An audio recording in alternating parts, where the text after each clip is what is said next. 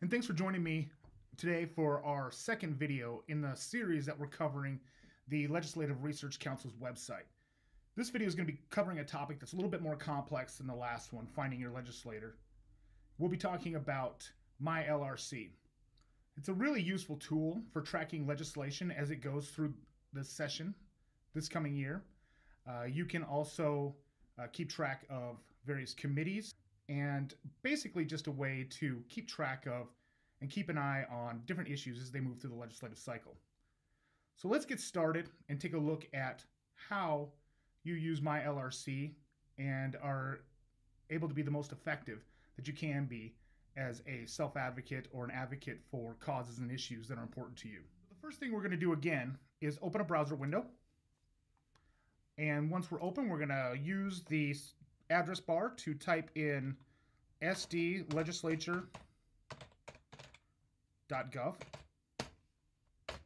That's going to open up the South Dakota Legislative Research Council's website. Here, again, you'll see different options that are available to you.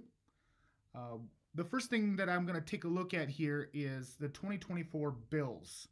It's early in the session so far. Right now, as I make this video, it's only December. So there'll only be a few bills that have been posted for this legislative cycle.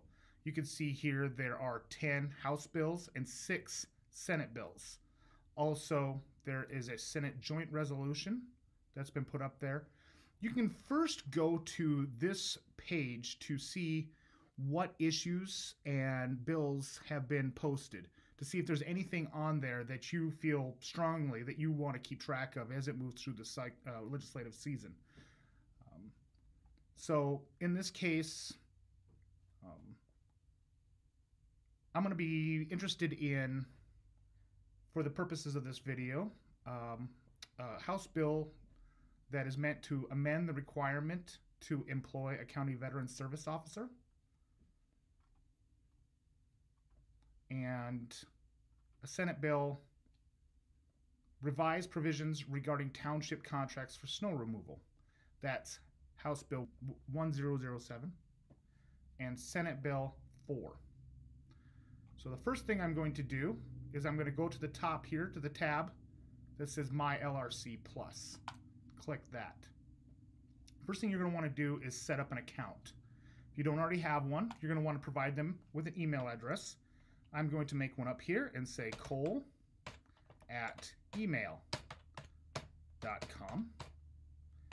My username is going to be Cole, DRSD. Of course, you'll be providing your own email address and username. Password.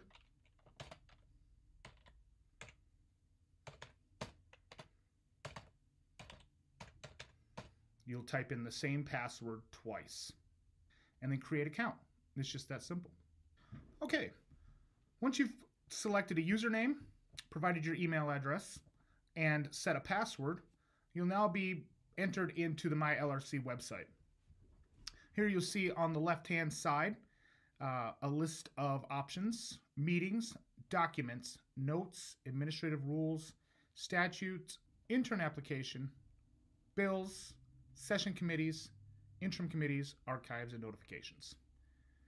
There are a lot of options with MyLRC that you can use this platform to be really effective as a self-advocate or an advocate for an issue or a cause that you're passionate about. I'd really encourage you to play around in MyLRC once you have an account set up so that you can better understand how to use this and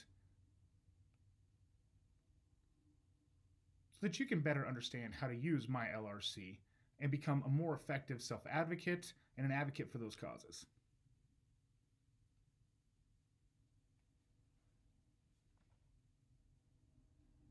So when we're under this bills section, you're going to be given the option of creating new lists. The lists will be like folders where you'll keep the different bills that you're wanting to track separate. So if you want to keep bills separate by the chamber, Senate bills and House bills, if you want to keep them separate by the types of bills, for example, bills to become law or resolutions or joint resolutions, things of that nature, you can separate them in that way. what I'm going to do is I'm going to create a bill list called 2024 DRSD. Add that list. Now it says that no bills have been added to this list. So I can open that up and I can add bills. In this case, you can see that all the bills that we looked at before are available. So you have the option of selecting add, such as House Bill 1007 that we talked about before. And you can see right under here, there's a little add button. I can select that, adds it to my list of bills. Or you can do a quick add, especially it's helpful once the list of bills become much longer and you don't want to scroll through all the different bills that are available, and do a quick add. It's important to remember that this is case sensitive, so you want to do capital SB 4 and add bill. All right, so once you've completed adding the bills to your list, close that window, and you can see here those two bills are active and are being tracked. I'm going to close this window. You can see the number of bills. I have 2 bills in my list for 2024 DRSD. I can select to be notified when those bills are scheduled for hearing on a particular legislative day. I can also select to notify when a new version of one of the bills are available. Speaking of notifications, you have a whole notification window here. If you select notifications on the toolbar, as you can see, I've selected notify the bill hearing schedule and when my bills get a new version, such as when they are amended in committee or otherwise. Another really interesting option here is to receive browser push notification when the committees that you are tracking convene, they take up a new bill, they recess or adjourn. You can also receive push notification when the bills on your bill tracking lists are being debated. The push notifications will kind of change depending on what browser that you're using. But this way you can have notifications about changes to the bills, when they're being heard, when the committees that you've selected are going to come into session. You can select any of the committees if you're very interested in House Education. The committee being Education, House of Representatives, and you can add committee. And that will be added to the list of the different committees that you're watching their activities through the legislative session. You can see I have previously added House Committee on Appropriations, House Education, House Health and Human Services, Joint Committee on Appropriations, Senate Committee on Appropriations, and Senate Education, as well as Senate Health and Human Services. So those are the committees that I'm tracking through the legislative cycle.